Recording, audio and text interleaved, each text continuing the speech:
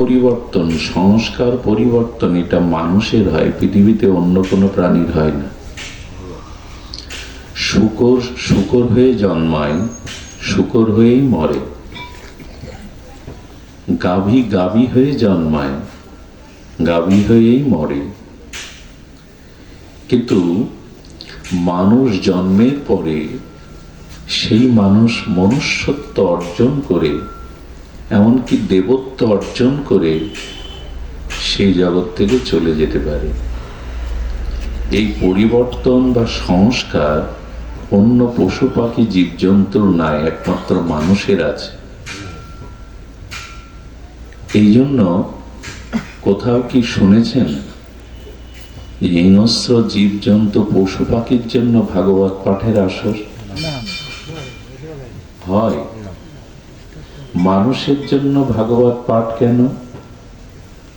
পাঠ এই জন্য যে তাদের সংস্কারের প্রয়োজন হয় না। তারা যে সংস্কার নিয়ে জন্মেছে ওই সংস্কার নিয়েই তাদের চলে যায়। তাদের পরিবর্তন হওয়ার, সংস্কার হওয়ার প্রয়োজন নাই। কিন্তু মানুষ হস্তপদ বিশিষ্ট হয়ে জন্মায়, এই মানুষকে সংস্কার হয়ে মানুষ হতে হয়, মনুষ্যত্ব অর্জন করতে হয়। ধ্যান দিয়ে শুনুন, কাউকে প্রণাম করলে গুরুজন, আচার্যজন, মহাপুরুষরা বলে কি আশীর্বাদ করব? তো বৃদ্ধজনেরা বলেন ওকে আশীর্বাদ করুন, ও যেন মানুষ হয়। সাধু যদি বলে দুটো হাত দুটো পা, ও তো মানুষ, হাতি ঘোড়া না, আমি আবার ওকে মানুষ হওয়ার আশীর্বাদ কেন করব? তো মানুষ বলে আকারে মানুষ, কিন্তু যাতে প্রকৃত মানুষ হতে পারে আপনি ওকে সেই আশীর্বাদ করুন। এতে কি বোঝা যায়? আকারে মানুষ হলেও স্বভাবে, সংস্কারে আমরা প্রত্যেকেই মানুষ নই। দেখুন, পশু পাখিরা স্বভাব ছাড়ে না। আচ্ছা, 1 মাস একটা গাভী মাকে ঘাস, কুটো, তৃণ, খড় এগুলো দিবেন না, ভুসি। তাই 1 মাস কি 2 পক্ষকাল কোন ক্ষুধার্ত গাভীর সামনে মাছ মাংস দিলে খাবে তো বাঁচবার জন্য? খাবে কি? কেন খাবে না? খাবে না এই জন্য ওদের স্বভাব ওরা পরিবর্তন করতে পারে না। আচ্ছা, কোনো বাঘ, ক্ষুধার্ত বাঘ সিংহের সামনে ঘাস কুটো দিলে ওরা খাবে তো? মরে গেলেও ছোঁয়ে না। মানুষ সব খায়, এদের কোনো বাধা নিষেধ। যেন মানুষকে বলা হয় সর্বভূক প্রাণী, সব খায়। এই ধোঁয়াগুলো কিসের আসছে? ধোঁয়া রান্না। আচ্ছা, আমি বলছি দাদা, ওই সাউন্ডটা একটু এ করে দেন তো, ফিডব্যাক আসছে। জয় রাধে, জয় রাধে। তো ধ্যান দিন। তার মানে একটি কুকুরের বাচ্চাকে জলে ছেড়ে দিন, ওকে কেউ সাঁতার শেখায়নি, কিন্তু ও সাঁতরিয়ে উঠতে পারবে। কিন্তু এই উন্নত মানুষের কোনো বাচ্চাকে সাঁতার না শিখিয়ে জলে ছেড়ে দিন, ও ডুবে মরবে।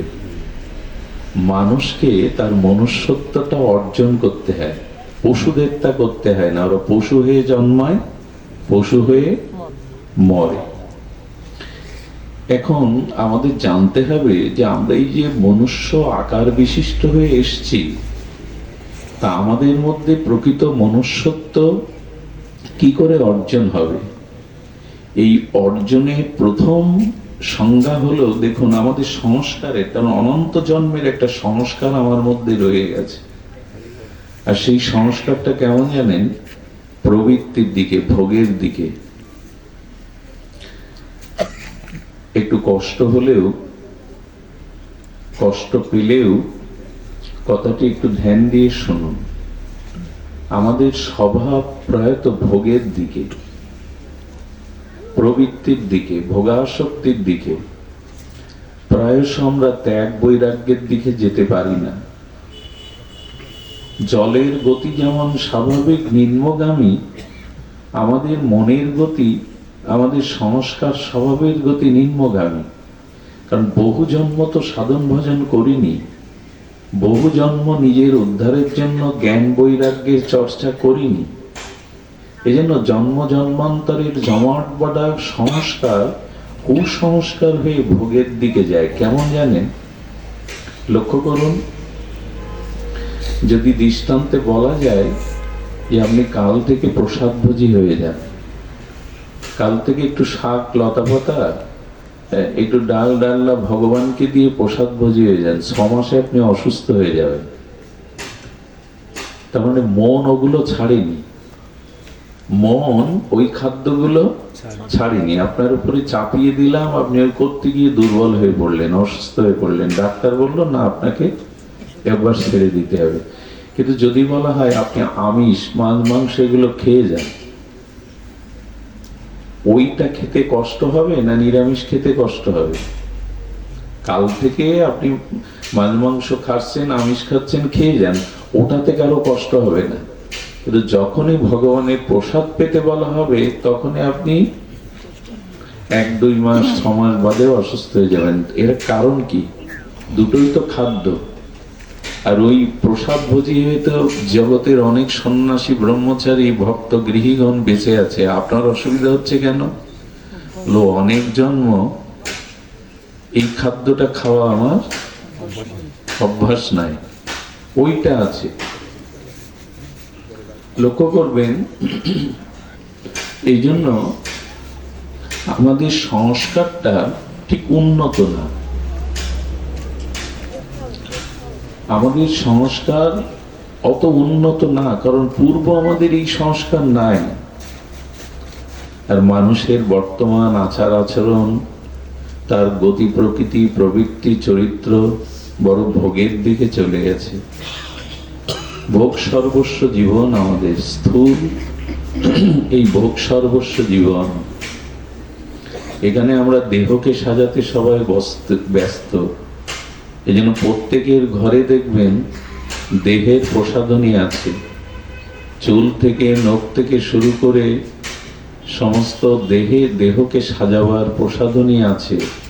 কিন্তু চরিত্রকে সুন্দর করবার, আত্মাকে উৎকর্ষ করবার কোনো প্রসাধনী আমাদের ঘরে নাই।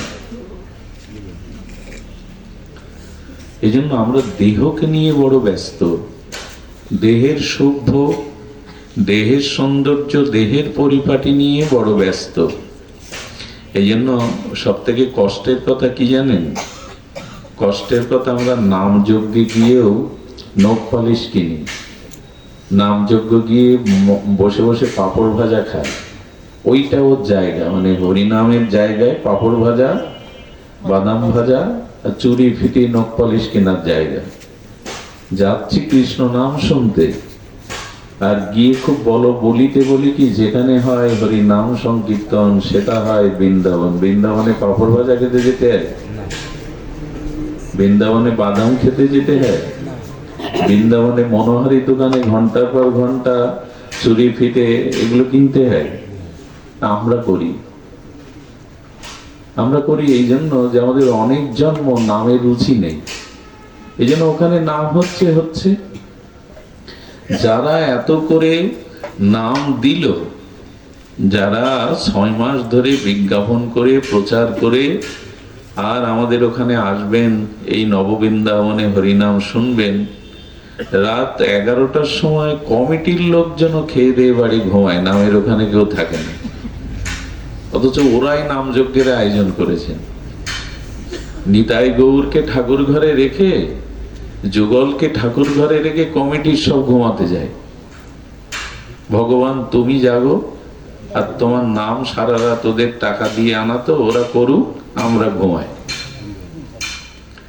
মানে ওই যে একটা রাত বসে ভগবানের নাম শুনবো, সে জাতীয় রুচি আমাদের নাই। এইখানে আপনাদের অনেকের অলসতা আসবে, কারো ঝিমানো আসবে, কারো এই কঠিন শীতে একটু শরীর জড়সড় হয়ে যাবে। কিন্তু এখন যদি আপনাদের এসি বাসে করে ব্যান্ড বাজাতে বাজাতে বরযাত্রী নিয়ে যাওয়া যায়, এই অলসতা আসবে না।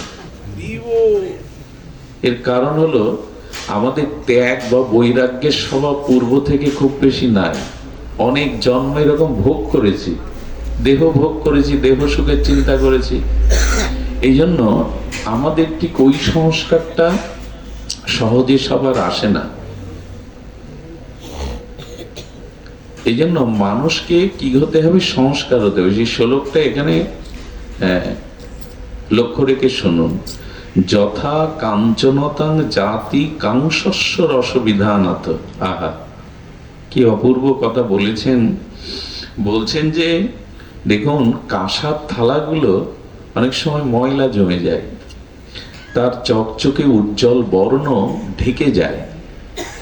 তো তেঁতুল এই বস্তুর রস দিয়ে বা তেঁতুল দিয়ে যখন ওটা মাজেন, তখন সোনার মতো চকচক করে, উজ্জ্বল। ওই রংটা ওর মধ্যে ছিল, কিন্তু যে ময়লাটা জমে গেছে, হ্যাঁ, আপনি ওই তেঁতুলের কটু রসাদি দ্বারা যখন মার্জন করলেন, তখন তার মলিনতা ঘুচে গিয়ে স্বর্ণ বর্ণের মতো উজ্জ্বল রং ওর মধ্যেই তো ছিল। রংটা অন্যখান থেকে এনে প্রকাশ করা হয়নি, কিন্তু রংটা নানান মলিনতায় ঢাকা ছিল।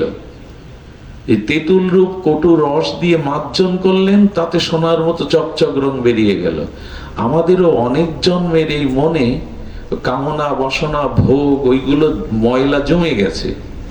এখন শ্রীগুরু কৃপা, মন্ত্র কৃপা, হরিনামের কৃপা, হরি কথার কৃপা কর্ণ দিয়ে যদি ওইটা মার্জন করতে পারেন, তখন মনুষ্যত্বের রং বেরিয়ে পড়বে। আপনার ভিতরে মনুষ্যত্বটা বেরিয়ে পড়বে, তখন উজ্জ্বল রং হয়ে যাবে। এই জন্য শাস্ত্রে বলছেন যে সৎ দীক্ষার মাধ্যমে, দীক্ষাটা প্রয়োজন কেন জানেন? খুব মূল্যবান একটা কথা স্মরণে এলো। প্রথমে দীক্ষাটা এই যে সংস্কারে নদীজোৎসতে, দীক্ষা এই জন্য যে আমাকে ওই পূর্ব অনাদিকালের কুসংস্কারের স্বভাবটা সংস্কার করতে হবে। কাঁসার থালাটা ময়লা জমে গেছে, ওকে এখন মার্জন করে ওর উজ্জ্বল বর্ণ রংটা ফিরিয়ে দিতে হবে। তো আমাদের এই জন্য দীক্ষাটার গুরুদেবের কি কাজ জানেন? বৃন্দাবনের দুইজন মহাত্মা একটা কুঠিরের মধ্যে দরজা জানলা আটকে ভগবত কথা বলছেন। বাইরের কাউকে শোনানোর তো তাদের ইচ্ছা না, তারা অন্তরঙ্গে রাধা মাধবের নাম রূপ লীলা মহিমা আস্বাদন করছেন। একটা চড়ুই পাখি বাইরে থেকে কোন ফাঁসা দিয়ে ঢুকে ওর মধ্যে আটকে গেছে।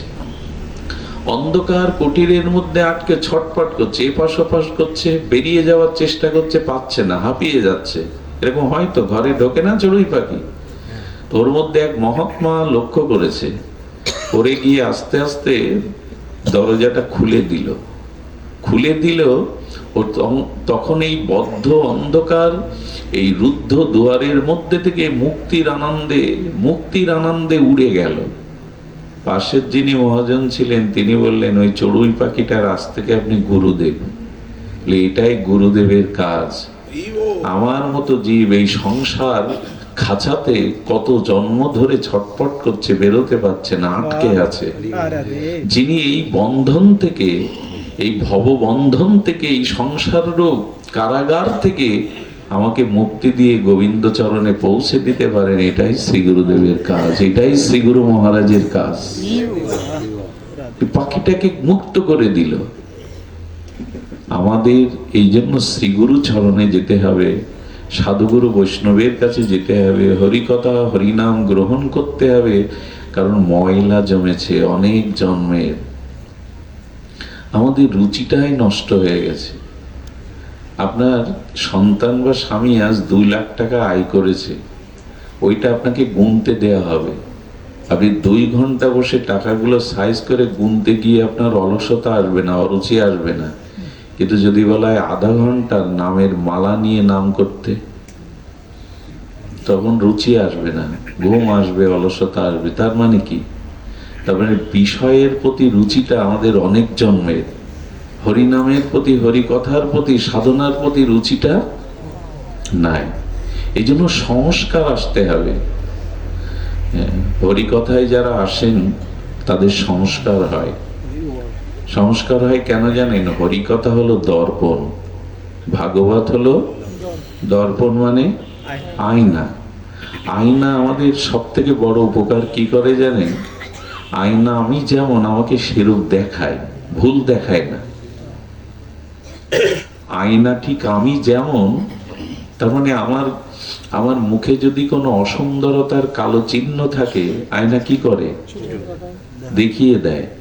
আমি যদি সুন্দর হই তো আমাকে সুন্দর দেখায়, আমি যদি অসুন্দর সেজে যাই আয়না আমাকে ও সঠিকটা দেখায়। এই জন্য আয়নার এক নাম দর্পণ, আর দর্পণকে বলা হয় বিবেক। ভাগবতে এলে পুণ্য হবে কিনা জানি না, কিন্তু এখানে আসলে বিবেক পাবেন। আমার ভুলটা কোথায়, আমার অসুন্দরতাটা কোথায়, আমার বাধা কোথায়, এই জিনিসগুলো দর্পণের মতো ভাগবত জানিয়ে দেয়। এই জন্য ভাগবত এলে একটা সামনে দর্পণ, একটা কাজ দেখতে পায়, আমি সেখানে আমাকে দেখি, আমার অবস্থান কোথায়, কি করণীয়, আমি করছিটা কি, আমার ভেতরের অশুদ্ধতাটা কোথায়। কিছু মনে করবেন না, আজকের ধর্ম কর্ম আচরণে আমরা যেটা করছি আদৌ সেটা ভক্তি হবে কিনা সন্দেহ আছে। খুব ধ্যান দিয়ে শুনুন।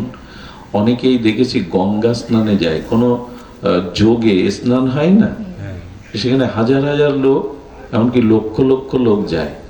ধরুন গঙ্গা স্নানে যাচ্ছে, তো যাওয়ার আগে একটা সমিতি বানায়, গঙ্গা স্নান সমিতি করে গেঞ্জি ছাপায়, সামনে মহাদেব, পেছনে ত্রিশূল, ছাপায় কিনা ওম নমঃ শিবায় লেখা, তারপরে কাঁধে একটা ঝুলিয়ে নেয়, গঙ্গার জল আনবে, কলসি ঝুলিয়ে নেয়, এইভাবে দল বেঁধে ভগবান শিবের ছবি, সামনে ত্রিশূলের ছবি, হ্যাঁ এই করছে। করতে করতে কি করে জানেন? হাঁটতে হাঁটতে মুখে আবার ধূপও জ্বালায়। এখানে শিব, মানে বুকে শিব, পেছনে ত্রিশূল, জলের পাত্র নিয়েছে, হর হর মহাদেব বলতে আবার ধূপ ধরায়। আবার কি করে জানেন? যেতে যেতে ওইটা ছাড়তে পারেন যেটা কৃষ্ণ ছাড়তে পারত না, বাঁশি। আমরাও এখন রাত দিন ঘুমের মধ্যেও বুকে করে রাখি একটা জিনিস। কৃষ্ণ ঘুমিয়ে পড়লেও বাঁশি রাখতো বুকে, আমরা এখন ঘুমাই বুকে করে একটা জিনিস। ও করে কি জানেন? এপাশে শিব, এপাশে ত্রিশূল, আর এই কাঁধে রয়েছে ঘট গঙ্গা জল আনা। এবার কি করে জানেন? মোবাইলটা নিয়ে ঘাড় বাঁকায়। কি গো ছেলেটা কি করছে? বাড়ি সব ঠিকঠাক আছো তো? চিন্তা করো না আমার জন্য। হ্যাঁ, ওইখানে বসে গল্প করছে, এটা ঘাড় বেঁকিয়ে, এক হাতে তো এইটা। আরে বাজার থেকে, প্রেস থেকে শিব ঠাকুরকে বুকে ছাপালে কাজ হবে না, ত্রিশূল পেছনে রাখলে কাজ হবে না। হনুমানের মতো, হনুমানের বুকে রাম সীতা প্রেসে ছাপানো না। হনুমানের বুকে যে রাম সীতা, ওটা প্রেস থেকে ছাপানো। এই সব কাল আমাদের। বৃন্দাবনে গেছি বাবা, বৃন্দাবনে গিয়েও 10 বার, আমার সাথে একবার একটা লোক গিয়েছিল। লোকটা দাবি করলো যে আমি আপনাদের সাথে একবার যাব। কি বলবো আপনাদের, 20 বার করে তার গিন্নির সাথে ওই লাইভে কথা বলে, 20 বার। আরে বাবা তুই বৃন্দাবনে গেছিস কেন? হ্যাঁ, আমরা এখন সংসার, উপাসনা কাকে বলে জানেন? এই যে আপনারাও যে হরিকথা শুনতে এসছেন, এই হরিকথা শোনার উপাসনা কাকে বলে, ভজন কাকে বলে? উপযুক্ত আসনা, ইতি উপাসনা। উপ মানে নিকটে, আর আসনা মানে নিকটে বসা। অর্থাৎ যার উপাসনা করছি তার চরণে, তার নাম রূপ লীলার কাছে বসে থাকা। এখন আমি মন্দিরে গিয়ে যদি ছেলের চাকরির জন্য ভাবতে থাকি, ঠাকুর ছেলের চাকরিটা হোক, এটাই হোক, তো আমি ছেলের চাকরির মধ্যে আছি না গোবিন্দের চরণের নিকটে আছি, না চাকরির নিকটে আছি? কোথায় আছি? বোঝা যায় কি শব্দগুলো? উপাসনা মানে নিকটে বসা। তো আপনার শরীর যেখানে আপনি সেখানে নাই, আপনার মন যেখানে আপনি সেখানে। এখানে আপনার শরীর থাকতে পারে, কিন্তু এখন মন যদি অন্য ভাবনায় চলে যায় আপনি এখানে নাই। শরীর যেখানে ওইখানে আপনি থাকেন না, যেখানে আপনার মন থাকে সেখানে আপনি থাকেন। তো উপাসনা মানে মন প্রাণ দেহ দিয়ে ভগবানের কাছে বসা। ওইখানে বসে আপনি বিষয় চিন্তা করছেন, আপনি কি ভগবানের কাছে বসেছেন না বিষয়ের কাছে বসেছেন? এই জন্য উপাসনা আচরণ করছি বটে আমরা, কিন্তু কি করছি তা জানি না। শিব ঠাকুর পার্বতীকে বলছেন, পার্বতী আজকে গঙ্গা স্নানের যোগ।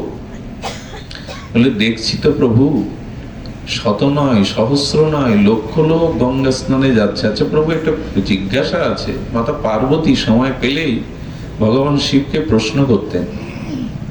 আর ভগবান শিব এই ভাগবত বলেছেন কেন জানেন? মানুষ ভুলে গেছে, তাই ভগবান শঙ্কর এই ভাগবত তত্ত্ব, রামচরিত মানস, এগুলো জগতে উনি বলেছেন। তো পার্বতী বলছেন, গঙ্গা স্নানে প্রভু পাপ নাশ হয়। আপনার মস্তক থেকে গঙ্গার স্রোতধারা বইছে, গোবিন্দের চরণ চূড়া। তা গঙ্গা স্নানে দর্শনে বন্দনায় পাপ দূর হয়? বলে হ্যাঁ, দূর হয়। গঙ্গা দর্শনে, স্পর্শনে, অবগাহনে পাপ দূর হয়। বললেন পাপ যদি গঙ্গা স্নানে দূর হয় প্রভু, তাহলে ভারতবর্ষ পাপীর সংখ্যা থাকার কথা না তো। কারণ গঙ্গায় তো ওরা চ্যান করে, যারা গঙ্গার তীরে বাস করে। কলকাতার লোকজন চ্যান করে না গঙ্গায়?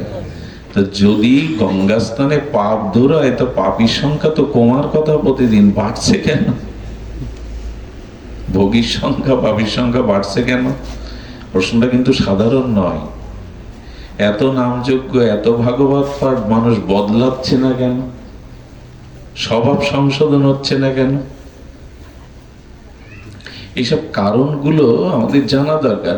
মাতা পার্বতীকে শিব ঠাকুর তখন বলছেন, ওই যারা স্নান করতে যাচ্ছে তারা গঙ্গার মহিমা তত্ত্ব জেনে যথাযথ শ্রদ্ধা বিশ্বাসে গঙ্গা স্নানের লক্ষ্যতে একজনের দূর হবে। তো মাতা পার্বতী বলছেন, তো প্রভু একটু দেখতে ইচ্ছা করছে কারা, আর তুমি বলছো এত স্নান করছে তাদের পাপ দূর হবে না। বলে চলো।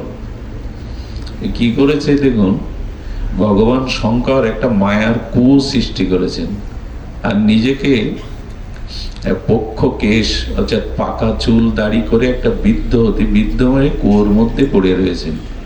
আর পার্বতী যুবতী, মনোরমা সুন্দরী যুবতী রূপে ওই কুয়োর পাশে দাঁড়িয়ে যারা যাচ্ছে, একদল যুবক যাচ্ছে গঙ্গা স্নান করতে, আর একদল যুবক আসছে স্নান করে। বলছে তোমরা আমার এই পতিদেবকে বাঁচাও, উনি কুয়োর মধ্যে পড়ে গেছে। যুবকরা এসে কুয়োতে অতিবৃদ্ধ পাকা চুল দাড়ি অতিবৃদ্ধকে একবার দেখছে, আর পার্বতীকে একবার দেখছে। তোলা পড়ে মরুক, দুইজনকেই দেখছে। পার্বতীকে কি বললো জানেন? উনি কি আপনার? পার্বতীর তো রূপ জানেন। বলে উনি আমার স্বামী। বলে আর জায়গা পাননি আপনি? হ্যাঁ, এই বুড়ো মরতে বসেছে, আপনার মতো যুবতী সুন্দরী, ওরে প্রতিরূপে কে আপনাকে এই ঘাড়ে চাপিয়ে দিয়েছে? উদ্ধার পড়ে মরুক। আরে ও মরাই ভালো, তোমার মতো যুবতী সুন্দরী ওই বুড়ো মরাই ভালো। শিব ঠাকুর চোখ ইশারা করে পারে, এই হলো গঙ্গা স্নানে আসা লোক, এই হলো গঙ্গা স্নানে আসা লোক। কটা কুমারী মেয়ে যাচ্ছিল, এখন তো ওই যে সমিতি করে না, গঙ্গা স্নান সমিতি, এসব সমিতি বানায়, গেঞ্জি ছাপায়। এরকম কিছু মেয়েরা হলুদ শাড়ি পরে যাচ্ছে। ওদের বলছে মা, এই তোমরা আমার পতি দেবতাকে বাঁচাও, এই পড়ে গেছে। এখন কিশোরী তো, মডার্ন কিশোরী, বর্তমান যুগের যুবতী, ওরা ওই একবার স্বামীকে দেখছে, একবার পারবে। তোমার স্বামী ওই, তোমার বুদ্ধি শুদ্ধি কিছু নাই? আরে আমাদের এই বয়স, এই রূপ, পিছনে 5-7 জন লেগে থাকে, হ্যাঁ, আমাকে পাওয়ার জন্য। তুমি বুড়োকে বরণ করেছো, আরে মরে যাক, তুমি আবার নতুন জীবন শুরু করো। এই হলো দশা, এই হলো দশা। পূজা পার্বণের নাম করে আমরা শ্যামা সঙ্গীত হারিয়ে ফেলেছি, আমরা পদাবলী কীর্তন হারিয়ে ফেলেছি, আমরা পুরনো দিনের সভ্য সঙ্গীত হারিয়ে ফেলেছি। এখন সব কিছু মিশে কি যেন ওকে বলে, ডিজে, তাই না? পূজা পার্বণে প্যান্ডেলে এখন যান, এই ডিজেতে যে কি গায় বুঝতে পারেন? বোঝা যায় না কি যে বাজাতে, বোঝা কি গায় বা কি বলে বুঝতে পারেন, কিন্তু ওই চল এখন ডিজে। আর এতে কি হয় জানেন? যাদের হার্টের রোগ আছে, হার্টের পেশেন্ট যারা, তাদের হার্টের যে কত ক্ষতি হয়। ছোট ছোট শিশুরা মার কোলে যারা ঘুমায় পূজা প্যান্ডেলের পাশে পরিবারে, ওদের কতটা অসুস্থ শিশুর যন্ত্রণা হয় ওরা জানে না। ওরা রাত 2-3টে পর্যন্ত ওই বাজায়। এই আমাদের পূজা পার্বণ আর পরিবর্তন। গঙ্গা স্নান, তীর্থে গিয়েও আমরা পিকনিক বানাই। জানেন, সাধুর সাথে যদি আপনি বৃন্দাবনে যান কি হবে জানেন? সাধু বলবে চলো অমুক মন্দিরে ভগবানের ভোগ আরতি হয়ে গেছে, প্রসাদ পাই। ওই ধুলায় বসে সাধুদের সাথে প্রসাদ পেতে গেলে কি মুখে দিতে পারবেন? ওইখানে বসে 10 মিনিট অন্তত প্রসাদ গোবিন্দে বলতে হবে, 10 মিনিট জয়ধ্বনি দিতে হবে, তারপরে মুখে। ওইখানে 10 মিনিট ভজন হয়ে গেল, ভোজনটা ভজন হয়ে গেল। যারা হোটেলে ওঠে, হোটেলের চেয়ার টেবিলে, বৃন্দাবনে হোটেল আছে, অনেকেই হোটেলে থাকে, ওইখানে চেয়ার টেবিলে খাদ্য খায়, ওখানে ওই নামটা হয়তো খাওয়ার আগে।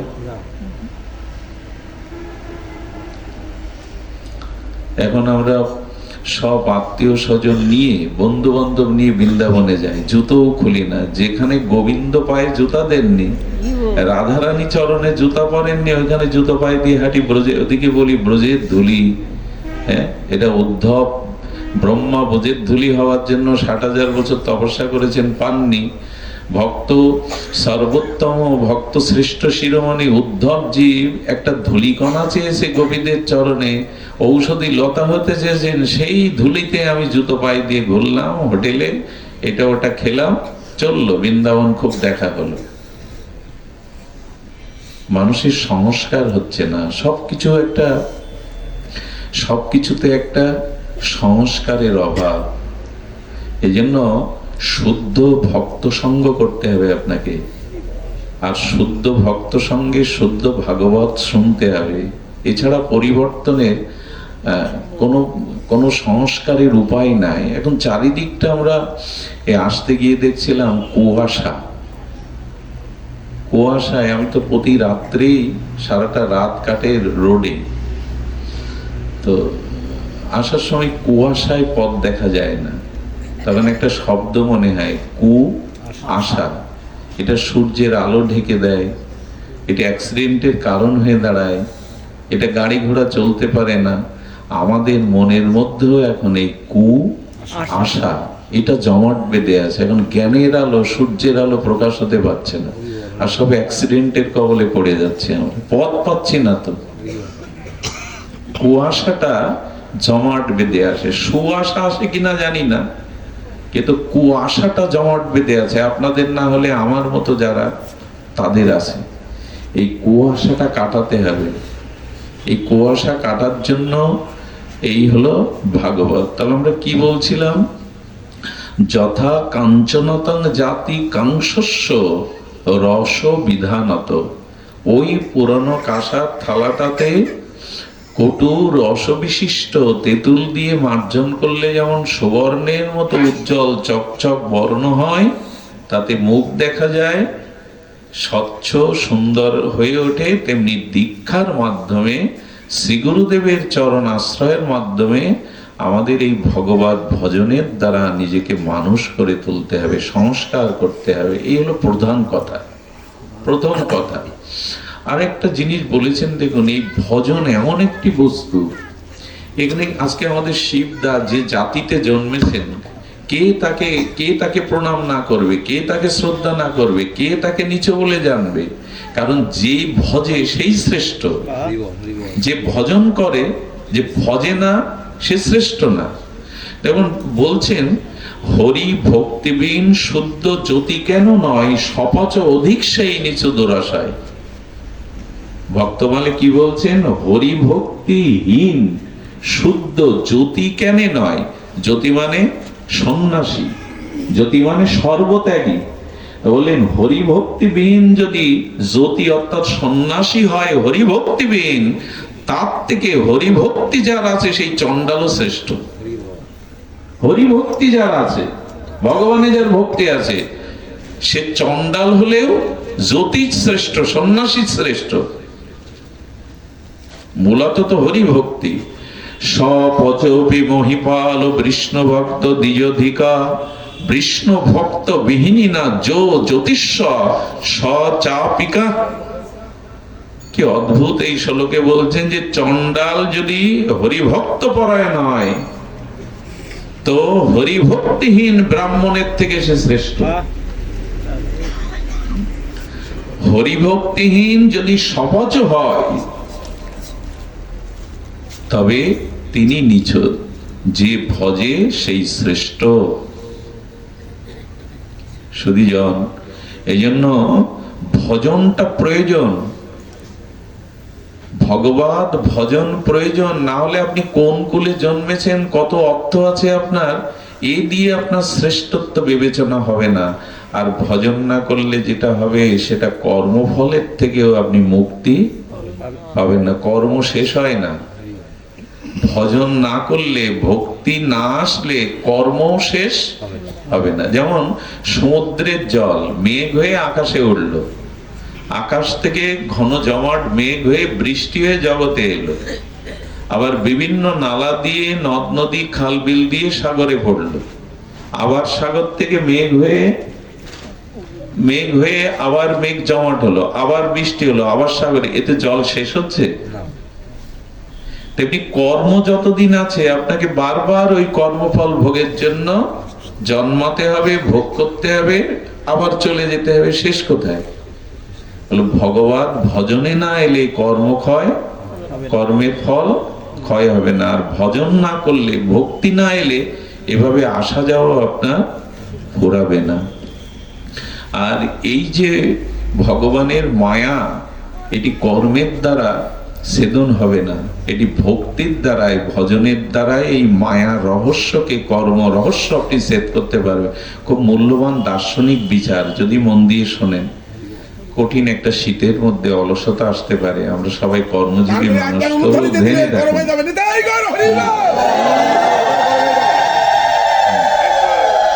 সুধীজন, এই জন্য একটু ধ্যান দিয়ে শুনুন। দেখুন, অনন্ত বিশ্ব ব্রহ্মাণ্ডের ব্রহ্মা হতে পিপীলিকা কীট পর্যন্ত সবাই ভগবানের বশীভূত, ভগবানের মায়াতে বশীভূত। তো অনন্ত ব্রহ্মাণ্ডের সমস্ত প্রাণী ভগবানের মায়াতে বশীভূত। একটা কুকুর এত স্বজাতি বিদ্রোহী, হিংস্র, কিন্তু তার বাচ্চা যখন হয় দেখবেন অন্যকে জীবন দিয়েও। আমি দেখেছিলাম একটা কুকুরের বাচ্চা মরে গেছে, সারা রাত তার মা ওই মরা বাচ্চা গা ছেটেছে এবং ওখানে আগলে ধরে বসে আছে। ওই সারা রাত তাকে সরানো যায়নি। মন না থাকলে, বিবেক না থাকলে, মমতা না থাকলে এই করে। কুকুরটা ওইটা করে। মন সকলের আছে, কিছুটা চেতনাও আছে, নাহলে বাঘিনী তার বাচ্চাগুলিকে গা লেহন করে খাইয়ে পরিয়ে বুকের দুধ দিয়ে মানুষ করতো না। ওদেরও আছে। দেখবেন মায়াতে সবাই বশীভূত, ভগবানের মায়ায়। ভগবান অনন্ত বিশ্ব ব্রহ্মাণ্ডকে মায়ায় বশীভূত করেছে। আর আমি আমার স্ত্রীকেও আমার বশে বা আমার মতে আনতে আমার কি ক্ষমতা? বাড়িতে দুজন ব্যক্তি, দুইজনই আমার বশীভূত নাই, অথচ অনন্ত বিশ্ব ব্রহ্মাণ্ডের ব্রহ্মা হতে কীট পর্যন্ত ভগবানের মায়ায় বশীভূত। কি ক্ষমতা আছে আমার? আমি আমার বাড়ির মানুষটাকেও আমার মনের মতো করে গড়তে বা বশীভূত করতে পারিনি। আর অনন্ত বিশ্ব ব্রহ্মাণ্ডের ব্রহ্মা হতে কীট পর্যন্ত ভগবানের মায়ায় বশীভূত। তিনি যে নিয়ম করেছেন তার বাইরে যাওয়ার ক্ষমতা। জন্ম তিনি দিয়েছেন, আপনি পারবেন জন্ম আটকাতে পারবেন? এটা তার ইচ্ছায় হবে। কোথায় জন্মাবেন, কোন পরিবেশে জন্মাবেন, আপনার কর্ম অনুযায়ী ভগবান এই বিধান করেছেন, আটকাতে পারবেন না। মৃত্যুও তো তার দেওয়া, আটকাতে পারবেন? জন্ম মৃত্যু মাঝখানে যে রোগ ব্যাধি দুঃখ যন্ত্রণা কর্মফলে ভগবান দিয়েছেন, কর্ম অনুযায়ী, এটা আটকাতে পারবেন আপনি? এই যে শীত, এটাকে আটকাতে পারবেন? প্রকৃতি আটকাতে পারবেন? সব ভগবানের বশীভূত। যেন ভগবান বললেন, দেখো আমি গতকাল বলেছিলাম মানুষ সব থেকে বড় ভয় পায় মৃত্যুর। এই মৃত্যুর যে কাল, সেই কাল ও গোবিন্দের দাস, কাল ভগবানকে ভয় পায়। আমরা ভয় পাই কালকে, আর কাল ভগবানের দাস, ভগবান কালের প্রতি। তাই মৃত্যু বা কালও ভগবানের কাছে ভয়ে দূরে দাঁড়িয়ে থাকে। তা কালও যাকে ভয় পায়, সেই ভগবানের চরণে ভজন আনুন, ভক্তি আনুন, তবে এই কর্মফল থেকে, নাহলে কর্ম চলতে থাকবে। সমুদ্রের জল মেঘ হবে, বৃষ্টি হয়ে পড়বে, আবার সমুদ্রে যাবে, আবার মেঘ হবে, চলতেই থাকবে, কর্মক্ষয় হয় না। ভজনে আসতে হবে, ভক্তিতে আসতে হবে। ভজন এবং ভক্তির দ্বারাই কেবল এই আসা যাওয়া, এই কর্মফলকে। তবে প্রারব্ধ ভগবান ক্ষয় করেন না। আমি বারবার এই কথাগুলি আজকাল বলি, একটু ধ্যান দিন। কর্ম কিন্তু, ফল কিন্তু ভুগতে হবে আপনাকে। এতে ভগবান আপনার কর্মফল বা প্রারব্ধ, এই প্রারব্ধকে গোবিন্দও নাশ করেন না। প্রারব্ধ গোবিন্দকেও নাশ করেন না। এই জন্য ভগবান পুত্ররূপে এলেন। রাম লক্ষ্মণ ভরত শত্রুঘ্ন পুত্ররূপে এলেন, কিন্তু শুনলে অবাক হবেন, দশরথ 15 দিনের বাসি মরা হয়ে পড়েছিল। এবং এই ভগবান রূপ চার পুত্র মৃত্যুর সময় তার কাছে কেউ ছিল না। ভগবানের পিতার এমন হবে কেন? এই দশরথ কে জানেন? ইনি ভগবান মনু, ব্রহ্মার মানসপুত্র ভগবান মনু। এই মনুই হলো মানব জাতির পিতা। তা তিনি, সেই মনু, ভগবান মনু, যিনি মনু সংহিতা রচনা করেছেন, মানব সংবিধান রচনা করেছেন সনাতনের, তিনি 1000 বছর ধরে নৈমিষারণ্য তপস্যা করে ভগবানের বর পেয়েছিলেন। যে বর দিয়েছিলেন যে তুমি বর চাও, বলিল পুত্র রূপে তুমি আমার কাছে আসবে। এই ভগবান মনুই তপস্যার দ্বারা পরবর্তীতে চক্রবর্তী সম্রাট সূর্যবংশে দশরথ হয়ে আসে, আর ভগবান চতুরংশে পুত্র হয়ে আসে।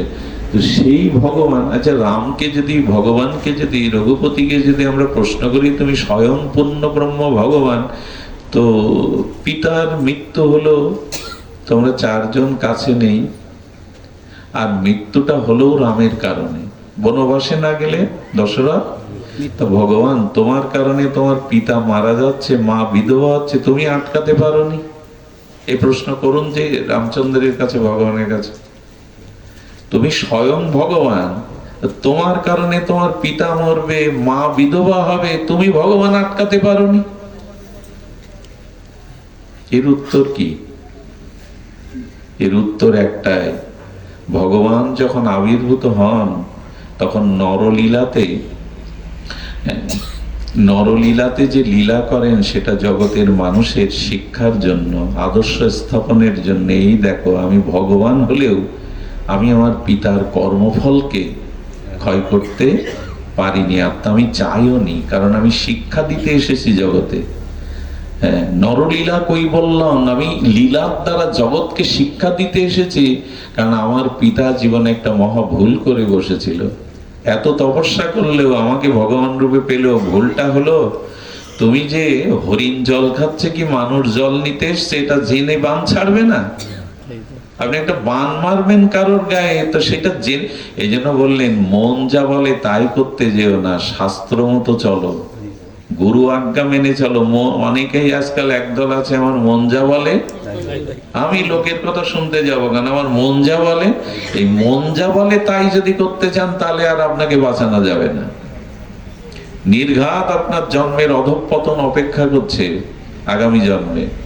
মনোমতো চলতেছেন না, সাধুগুরু বাক্যকে মান্যতা দিয়ে চলুন, তা না হলে কিন্তু জীবন শেষ। দশরথ, তুমি যে বানটা ছাড়বে, দেখবে না ওটা হরিণ কিনা মানুষ কিনা। পিতামাতার ভক্ত এই অন্ধপুত্র অন্ধের পুত্র, ঋষির পুত্রকে, যার নাম শ্রবণ কুমার বলা হয়, ওনাকে রামচরিত মানুষে নাম দিয়েছেন শ্রবণ কুমার, তাকে মেরে দিল। ওই সময় অন্ধ মুনি আর তার স্ত্রী এই পুত্রকে মারা যাওয়ার আগে একটা অভিসম্পাত করেছিলেন, দশরথ, আমার একমাত্র বাসবার ধনকে এমনি করে তুমি অজান্তে বানমেনে কেড়ে নিলে, তোমাকেও পুত্র শোকে ভগবান জগৎকে দেখাচ্ছেন কর্মফল আমিও ক্ষয় করি না, কর্ম ভোগ দেহায় জীবের।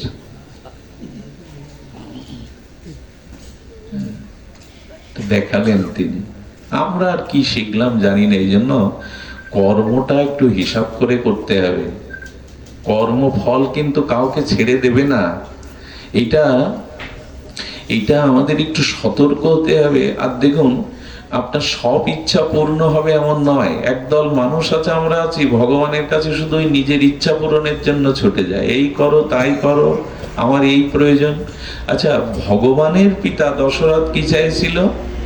যে আমি রামকে রাজত্ব দিয়ে এবার ভজন সাধন করব।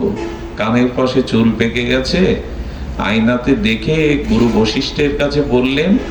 এখন দশরথের চাওয়াটা কত বড় চাওয়া, যে রামের মতো যোগ্য, শ্রীরামের মতো যোগ্য এমন একজন কে আমি এই ভরত বংশের সিংহাসনে বসাবো, তিনি প্রজাবৎসল, ন্যায়পরায়ণ আর গুণের আধার। আচ্ছা, রামচন্দ্রকে রাজ্যাভিষেকের ইচ্ছাটা দশরথের পূর্ণ হলো না, তো ভগবানের বাবার যদি ইচ্ছা পূর্ণ না হয়, আপনার আমার ইচ্ছা সব পূর্ণ হবে? এত আশা করা ভালো না। এই করো তাই করো, এই করতে গিয়েই জীবন গেল। এত দেখুন, যেটা পাওয়ার আপনি সেটা পাবেন। প্রারব্ধে যদি সুখ থাকে, আর আপনি যদি 100টা দরজা খিল লাগিয়েও রাখেন, ওই দরজা ভেদ করে সুখ আপনার কাছে যাবে। আর যদি দুঃখ আপনার প্রারব্ধে থেকে থাকে, তো আটকালে দুঃখ আটকাতে পারবেন না, ভেদ করে ঢুকবে। আর সব থেকে বড় কথা, আমার পরিস্থিতির জন্য কেউ দায়ী না। আমরা যে অন্যের দিকে আঙুল তুলি, আমার পরিস্থিতির জন্য আমার কর্মফলই দায়ী। এই জন্য কর্মটা সুন্দর করতে গেলে বিবেক দরকার, বিচার দরকার, সেটাও ভজন ছাড়া পাবেন না। সৎ দীক্ষা নিয়ে সাধু সঙ্গে ভগবত ভজন না করলে, হরি কথামৃতাদি শ্রবণ না করলে আপনি বিচার পাবেন না, বিবেক পাবেন না। এই জন্য কর্মও সুন্দর করতে পারবেন না, কর্মও সুন্দর করা যাবে না। এই জন্য আমরা গতকাল বলছিলাম, এই প্রসঙ্গটা বড় মার্মিক প্রসঙ্গ, যে দেখুন, আপনি কাঁটার বীজ যদি কোনো ক্ষেতে বপন করেন, কাঁটার বীজ, তো যদি পরে মনে হয় আপনার না কাঁটা প্রয়োজন, না আমার ফুল প্রয়োজন, আমার ফুল প্রয়োজন, এই ভেবে যদি ওই কাঁটার বীজ লাগানো ক্ষেতে গঙ্গা জল ঢালেন, 7 দিন ভাগবত পাঠের আসর ফেলান, 2 দিন নামযজ্ঞ অষ্টকালীন কীর্তন দেন, ওখানে যদি সপ্তাহব্যাপী বৈষ্ণব সেবা দেন, কাঁটার বীজ ফুল হবে? তো এইসব করলেন যে 7 দিন ধরে, কাঁটার বীজ ফুল হবে বাবা? হবে না। ভগবত ভজন করেছেন, বৈষ্ণব সেবা দিয়েছেন, তার ফল আলাদা পাবেন আপনি এই সৎ কাজের, কিন্তু কাঁটার বীজ ফুল হবে না। গঙ্গা জল ঢাললেও, ওখানে ভাগবত পাঠ দিলেও হবে না। এই ভাগবত পাঠের ফল আপনি পাবেন সৎকর্ম করলে, কিন্তু পূর্বে যে ফাইল খুলে এসেছেন, সেই ফাইলটা এখন ফলবতী হচ্ছে। এই জন্য আপনাদের কাছে অনুরোধ করব, যে দেখুন, আমরা যেরূপ ভগবান কাউকে কাঁটা দিচ্ছেন, কাউকে ফুল দিচ্ছেন। এই কাঁটা মানে কষ্ট, দুঃখ, জরা ব্যাধি, আর কাউকে সুখে রেখেছেন।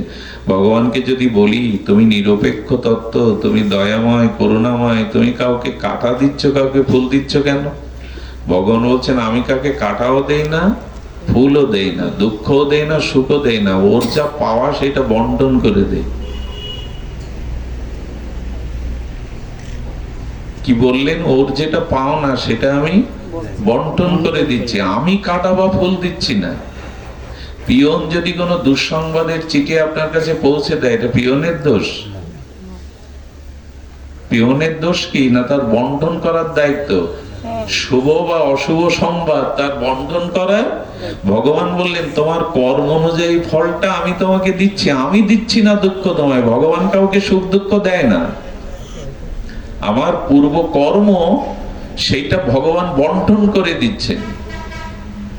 আচ্ছা, এই যে লাইট জ্বলছে, এখানে বাল্ব জ্বলছে, এখানে বসে যদি আপনি জাল দলিল লেখেন, আর যদি এই বাবাজি মহারাজ এখানে বসে রামচরিত মানস পাঠ করে, তো ওই জাল দলিল আর রামচরিত মানস, একজন ভজন করছেন, একজন অপরের সর্বনাশ করছেন, এতে আলো দায়ী হবে?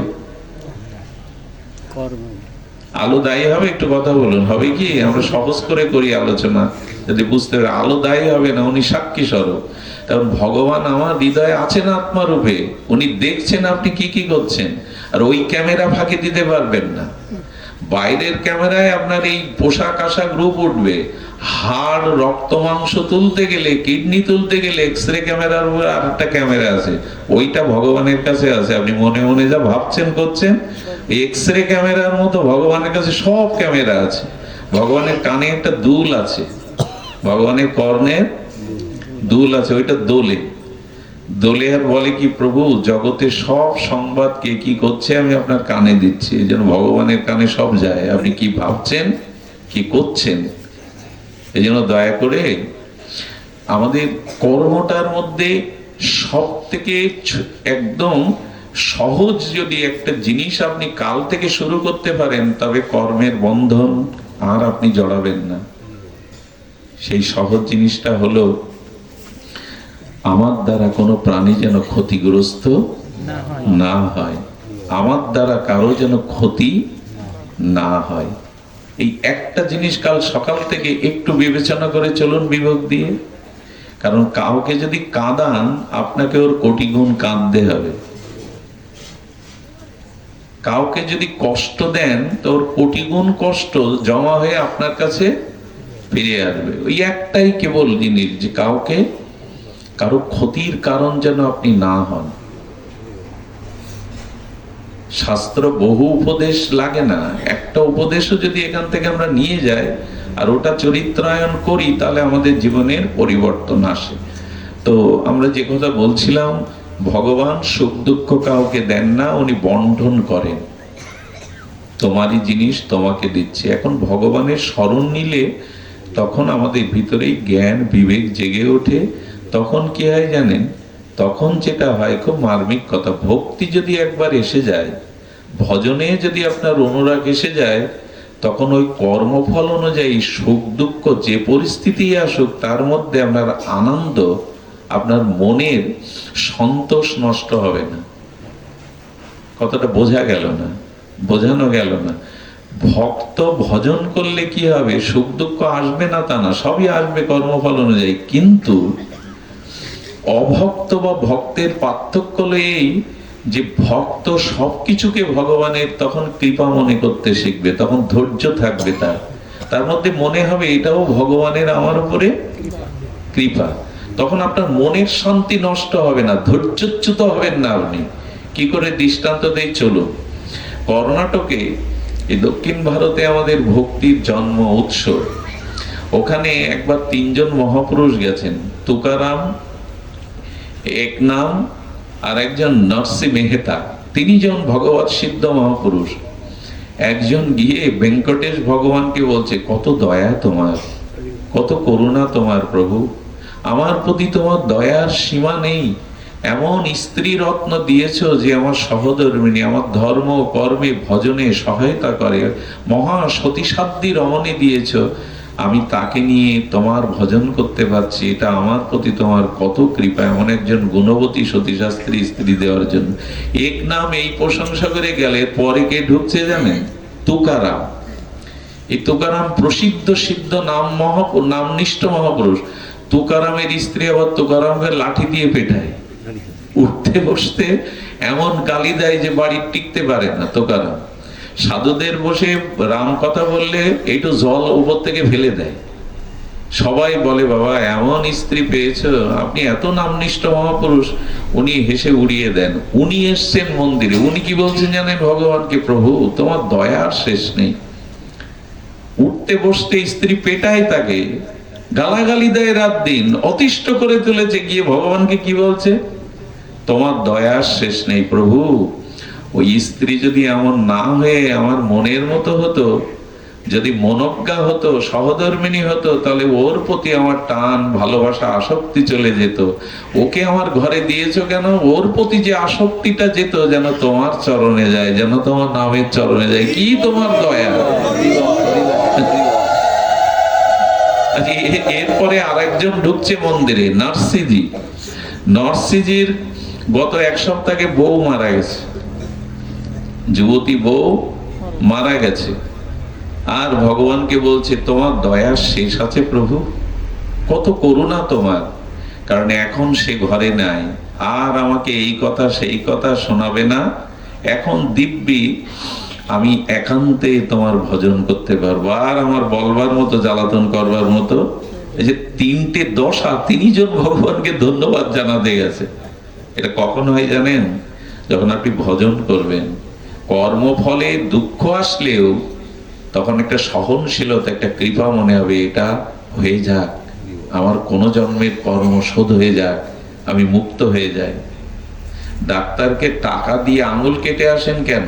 আরো ধন্যবাদ দিয়ে আসেন, কারণ গ্যাংগ্রিন হয়েছে, এই আঙুলটা কাটলে শরীরটা বেঁচে যাবে। তাই ডাক্তারকে ফি দিয়ে, প্রশংসা করে, ধন্যবাদ দিয়ে, যে আপনার আঙুল কাটলো তাকে ধন্যবাদ দিচ্ছেন কেন? দিচ্ছেন এই কারণে, ওই গ্যাংগ্রিনের আঙুলটা না কাটলে পুরো শরীরটা জর্জরিত। ভক্ত মনে করেন আমার কর্মফলে যে দুঃখ অপমানটা আসছে শোধ হয়ে যাক, শোধ হয়ে যাক। ঠিক এই বুদ্ধিটা, এই জ্ঞানটা ভজন না করলে আপনার আসবে না। এই জন্য সুখ দুঃখ সবকিছুকেই তার কৃপা মনে হবে যদি ভজন অনুভূতি থাকে। নাহলে মুখে শুধু এ শুনে গেলে, কিন্তু শুনে গেলে আর বলে গেলে, ভজন না করলে কিন্তু ওই অবস্থা আসবে না। কি অবস্থা আসবে জানেন? টিয়া পাখি কিনুন, কিনে সমাজ তাকে রাধা কৃষ্ণ বুলি শেখান, রাধা কৃষ্ণ রাধা কৃষ্ণ। লোক আসলে বলে, আর আমরা মনে করি পাখি হয়ে রাধা কৃষ্ণ বলছে, এত স্পষ্ট। ওকে খাসা থেকে বের করে বিড়ালের সামনে দিন, তো বিড়াল যখন ওকে শিকার করতে যাবে, রাধা কৃষ্ণ বলবে তো? কি বলবে? তখন আর রাধা কৃষ্ণ বেরোবে না। তা যারা ভগবানের ভজন করে না, শুধু বলে গেল আর শুনে গেল, আচরণ করলো না, তারা ওই দুঃখ যন্ত্রণা পরিস্থিতি আসলে বিড়ালের সামনে টিয়া পাখির মতো রাধা কৃষ্ণ আসবে না, তখন ট্যাটা বেরিয়ে যাবে। আচরণ করুন, ভজন করুন, তখন ওই বুদ্ধিটা, দদামি বুদ্ধি যোগাম, ভগবান তখন বুদ্ধি দেবে। আর তখন মনে হবে এই দুঃখটাও আমার পাওনা, এটার দ্বারা ভগবান আমাকে শুদ্ধ করতে চাইছেন। দুঃখ ভক্ত হলেও আসবে, অভক্তেরও আসবে, ভক্তেরও আসবে। পার্থক্য কি? কর্মকাররা যতটা গরম জিনিস ধরতে পারে, আপনি পারবেন? কারণ কি? যারা ওই যে ছুরি দা বটি বানায় কর্মকার, ওরা গরম ধরতে ধরতে ওদের হাতটা এমন হয়েছে যে কোনো গরম ওরা ধরতে পারে, আপনি গেলেই ফসকা পড়বে।